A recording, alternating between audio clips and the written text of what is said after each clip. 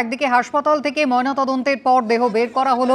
স্থানীয় মানুষজন, হাসপাতালে যারা উপস্থিত ছিলেন, শেষবারের মতো শ্রদ্ধা জানালেন অভিনেতাকে এবং ইতিমধ্যেই কিন্তু তাকে নিয়ে অ্যাম্বুলেন্স শববাহী শকট তা কিন্তু ইতিমধ্যেই রওনা দিয়েছে কলকাতার উদ্দেশ্যে। সন্দীপ, কতটা এগোলো এখনো পর্যন্ত গাড়ি?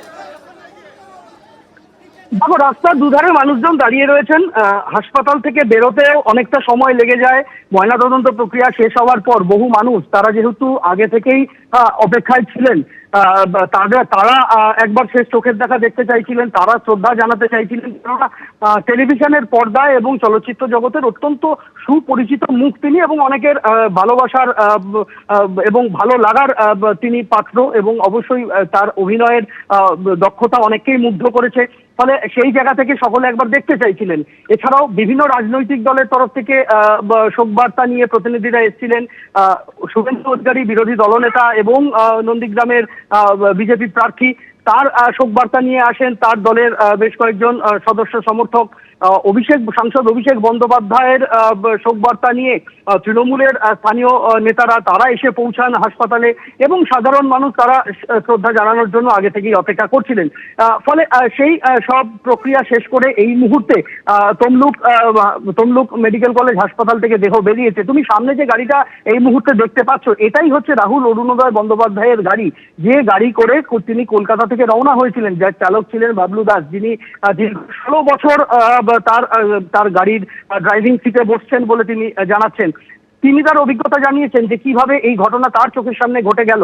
এখন সেই গাড়ি, যে গাড়ি তিনি নিয়ে এসেছিলেন রাহুল বাবুকে, এখন সেই গাড়ি তাকে ফাঁকা নিয়ে যেতে হচ্ছে কলকাতার পথে, এবং নিথর রাহুল বন্দ্যোপাধ্যায়ের শরীর, সেটা এই মুহূর্তে পুলিশের পাইলট কার রয়েছে সামনে, এবং এই মুহূর্তে কলকাতার পথে তমলুক থেকে রওনা হয়েছে। এখনো তমলুক ছেড়ে বের হতে পারেননি।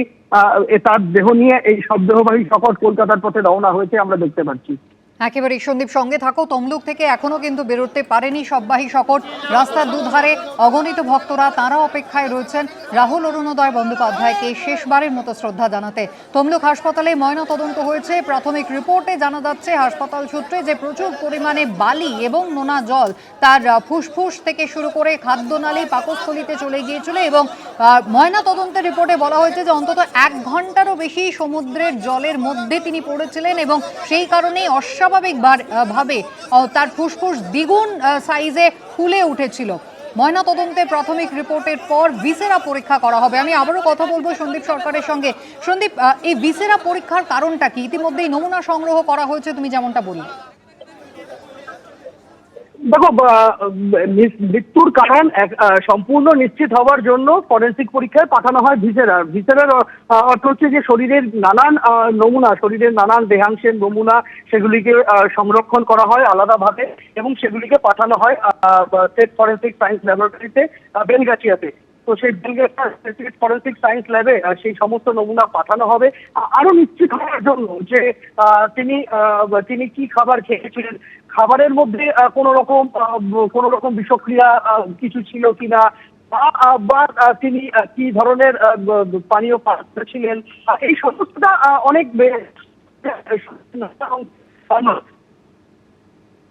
সন্দীপ, তুমি আমাদের সঙ্গে থাকো। ইতিমধ্যেই দেখতে পাচ্ছেন তমলুকের পথেই এখনো পর্যন্ত কিন্তু রয়েছে। তমলুক ছেড়ে এখনো বেরোতে পারেনি রাহুলকে নিয়ে শববাহী শকট, তার সঙ্গেই যে নিজের ব্যক্তিগত ব্যবহারের গাড়ি যাতে এসেছিলেন শুটিং করতে, সেই গাড়িও কিন্তু রয়েছে।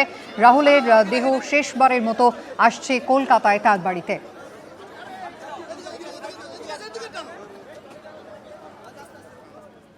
ময়নাতদন্তের প্রাথমিক রিপোর্টে দাবি করা হচ্ছে যে অন্তত 1 ঘন্টারও বেশি সময় জলের তলায় ডুবেছিলেন রাহুল, এবং সেই কারণেই তার ফুসফুস থেকে শুরু করে পাকস্থলী, শ্বাসনালী সর্বত্র প্রচুর পরিমাণে বালি পাওয়া গিয়েছে। যদিও নুলিয়া তিনি কিন্তু দাবি করছেন প্রথমে তিনি অভিনেত্রীকে উদ্ধার করেন, এবং তার 30 সেকেন্ডের মধ্যেই অভিনেতাকে তিনি উদ্ধার করেছিলেন। দেখুন ঠিক কীভাবে রাহুল অরুণোদয় বন্দ্যোপাধ্যায় এবং তার সঙ্গে অভিনেত্রী শ্বেতাকে তিনি উদ্ধার যিনি করেছিলেন, সেই ব্যক্তি একেবারে স্থানীয়, তিনি যুবক নুলিয়া, ঠিক যেখানে ঘটনাটা হয়েছে তার থেকে অদূরেই তার বাড়ি, এবং তার পূর্ব অভিজ্ঞতা রয়েছে। এর আগে যে এখানে যে শুটিং হয়েছে সেই শুটিংয়ের সময় তিনি হাজির থাকতেন।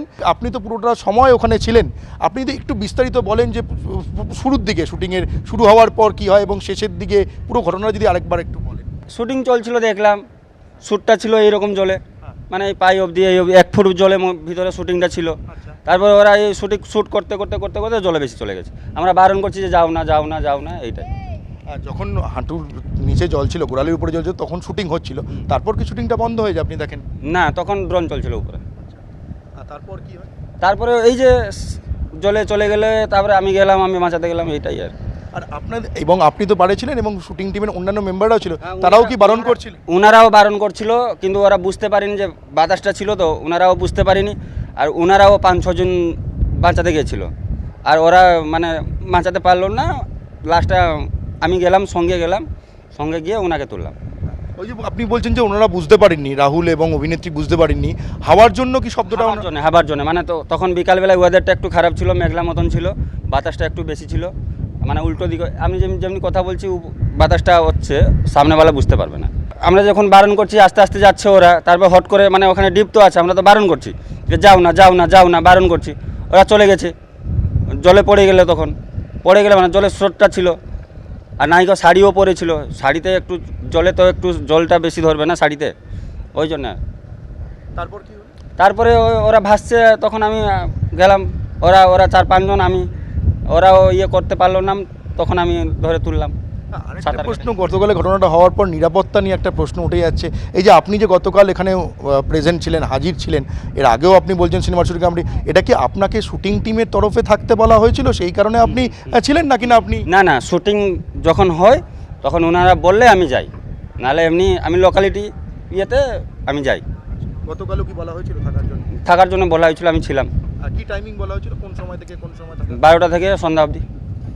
আপনি কি 12টা থেকেই ওখানে হাজির ছিলেন? 12টা থেকে আমি হাজির ছিলাম। মানে লাইফ সেভার হিসেবে আপনি একাই ছিলেন। আপনার সঙ্গে যদি আরও কয়েকজন থাকতো তাহলে কি আপনার কাজটা? হতো না, 10 জন থাকলেও হতো না, তখন জলের টানটা বেশি ছিল।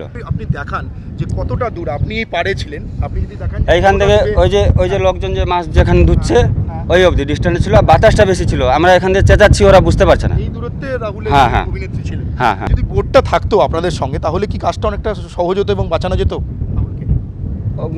হতো না, কেন? Direct deep. আমরা কথা বললাম ভগীরথ জানার সঙ্গে। এই ব্যক্তি গতকাল রাহুল এবং তার অভিনেত্রী শ্বেতাকে, যে সময় তারা ডুবে যাচ্ছিলেন, জলকে নিয়েছিলেন, তিনি উদ্ধার করেছিলেন এবং রাহুলকে বাঁচানো না যাওয়াতে যে ব্যক্তি ভগীরথ জানা, তিনি এখনও পর্যন্ত আফসোস করছেন। তিনি বলছেন যে যেভাবে ঘটনাটা ঘটেছে এবং যেখানে যে জায়গাটায় ঘটনাটা ঘটেছে সেই জায়গাটা অনেকটা ডিপ ছিল, অর্থাৎ যাওয়ার পর ঘটনাটা যে জায়গাটায় হয়েছে ডিপ ছিল, ফলে জলস্তরটা অনেকটা বেড়ে যায় এবং দুজনেই সাঁতার জানতেন না, সেই কারণেই এই মর্মান্তিক দুর্ঘটনাটা ঘটেছে। এবিপি আনন্দ, এগিয়ে থাকে, এগিয়ে রাখে।